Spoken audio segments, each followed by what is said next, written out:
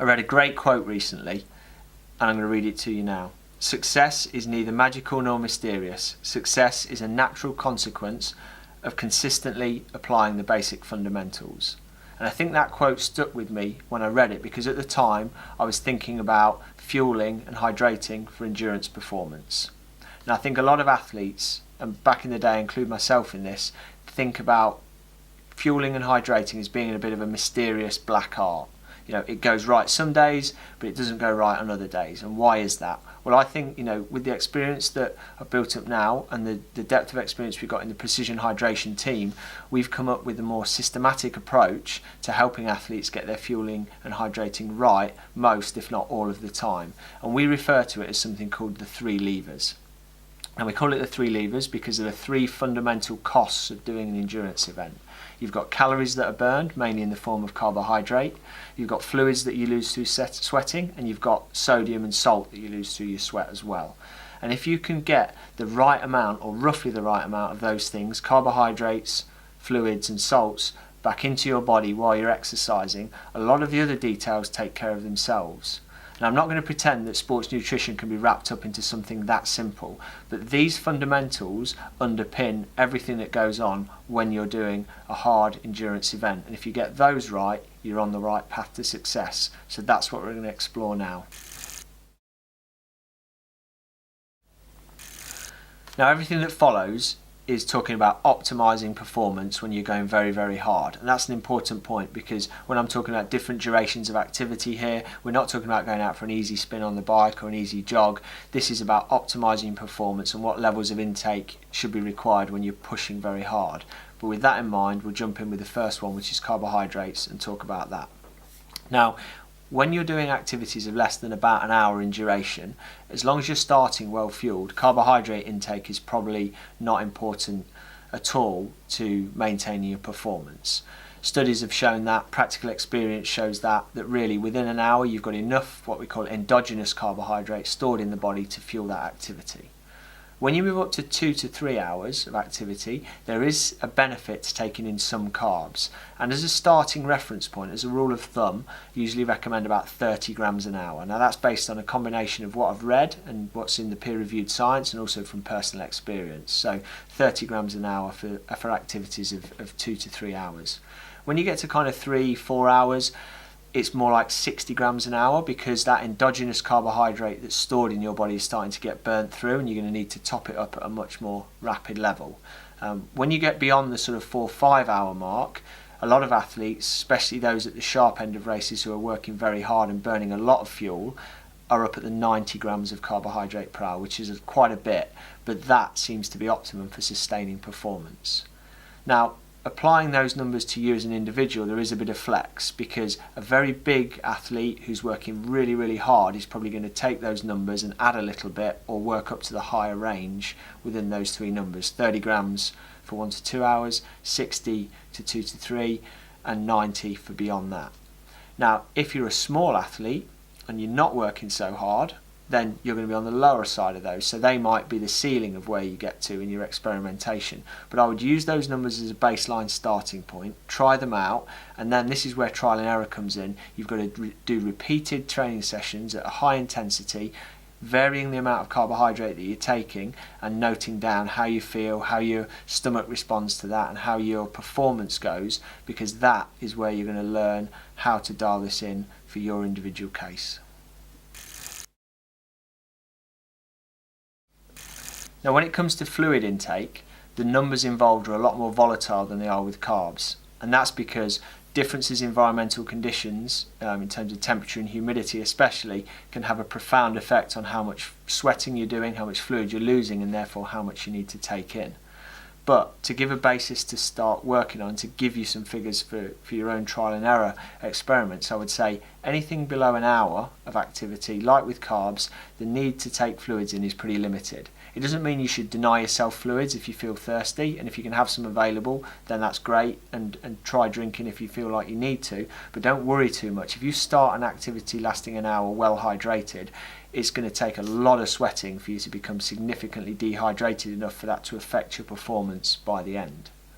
When we get into the 2 to 3 hour zone though, the story changes, and you have got to be drinking, especially if it's hot and humid and you're losing a lot of sweat, to maintain your performance at an optimal level. Now, for this sort of duration of activity, rather than setting targets or having a firm strategy about how much to drink, I often find it's a good idea to get athletes to learn to listen to their bodies and respond to the dictates of thirst. So you basically drink instinctively if you've got a bit of experience, and that can be good enough for this duration. If you're a novice athlete, you might want to start with a bit more of a structure, and I would advise people to look at something in the region of 500 millilitres or around 16 ounces an hour as a good benchmark, but still try and individualise that, and as you get more experience, rely on your intuition to get that dialed in and get it right. When you go beyond 3-4 hours though, it's a different story, and having a flexible hydration plan based on what you think you're going to lose is quite important, because I think the chances of getting dehydrated and your performance suffering later on are increased quite a bit, especially if it's hot.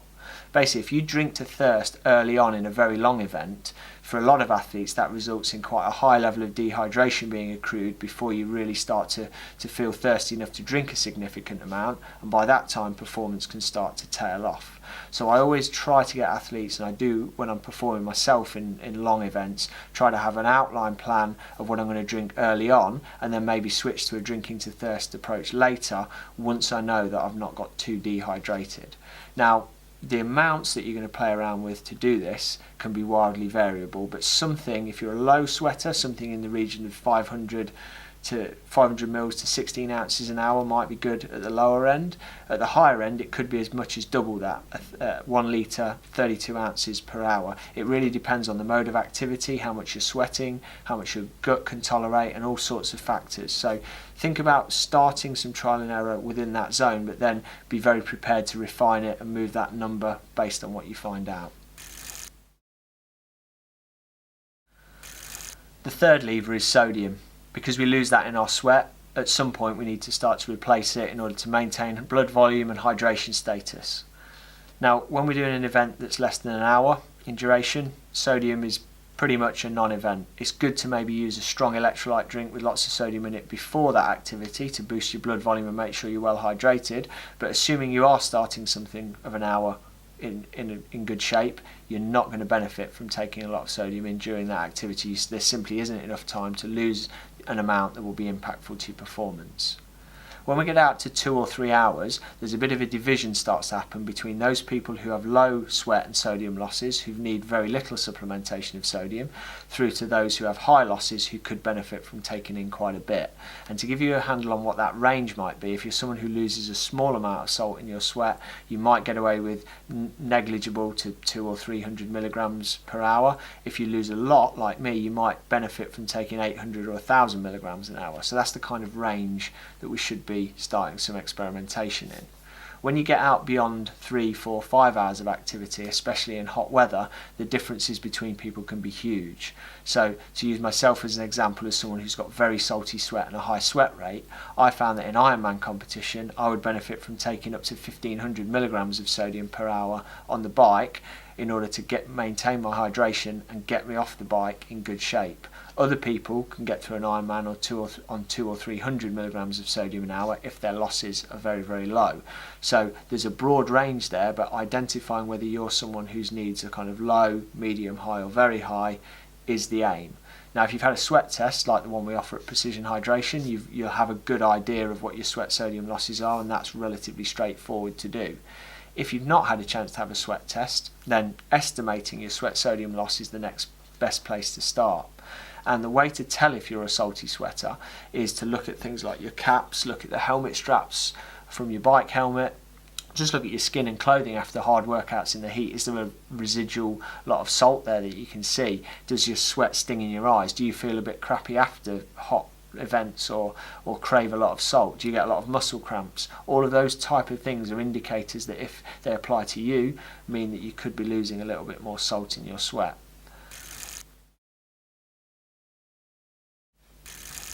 Now, we call this the 3 levers, but there is a kind of fourth element that's very important as well and is worth acknowledging, and that's pacing. If you get your pacing wrong, it kind of doesn't matter how good your carbohydrate, fluid or salt intake is, your performance can be seriously undermined. And that's because if you go out too hard, you'll burn a lot more calories because you'll be in an inefficient zone. You'll sweat a lot more, so you become dehydrated more easily, and you lose a lot more salt. And all of that combined can really hamper your performance. It can also hamper your performance because you get less blood flow to the gut, so you can't absorb the things that you're eating and drinking, and it all starts to go wrong. And I've talked to a lot of athletes over the years who think they've got their hydration or nutrition wrong in a race, but when you look at their power files or when you look at their pacing structure, it's actually that's undermined their performance. So if you want to really dial your nutrition, hydration strategy in and pull those three levers correctly, you've got to underpin it with excellent and conservative pacing as well. So there you have the three levers: carbohydrate intake, fluid intake and sodium intake. And the important thing is with these three things, if you get them fundamentally about right, your body will thank you and your performances will follow. Now, what I've talked about today is all about estimating how much carbohydrate you might need, how much fluid you might need, and how much sodium you might need in different circumstances. And then most importantly, getting out there and doing some trial and error around those numbers to really figure out what works for you. If you do that, and if you do that consistently and apply those fundamentals time and time again, you will gradually nail this down and become a real expert at it. And that will unlock the way to a much better performance.